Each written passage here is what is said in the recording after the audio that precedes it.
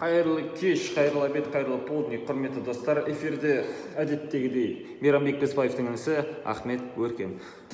Бүгін міне сендер үшін, сендердің білмейтіндерің үшін Қазбек Құрайыштың алсамамен деген ән үйреніп алыңдар, түсіндіңдер ме?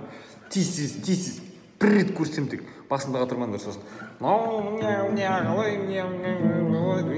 Гитара ойнап жүрген адамсыңдар ғой, құрсын қиын емес қой, үйреніп аласыңдар. Міне қара, АМ, содан кейін бар С, содан кейін бар G, содан кейін бар F. Сана жері бар. Түсінде де табылғайсың дейтін жерінде E'ге барасыңдар. Сосын бар F, сосын бар C, G, сосын қайырмасы кетеді.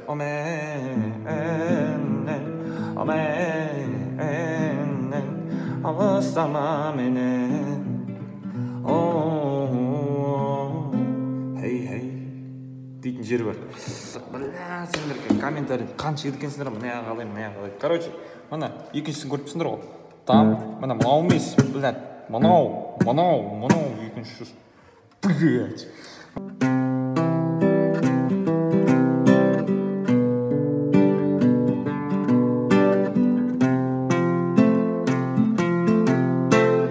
Андай қозылақтың ойнағандай қылды ойната бересіңдер ғой мына жерін, короче, емес қой. Түсіндіңдер ме? Тез үйреніп алдыңдар, короче, сосын мен басымды қатырмаңдар. Давайте.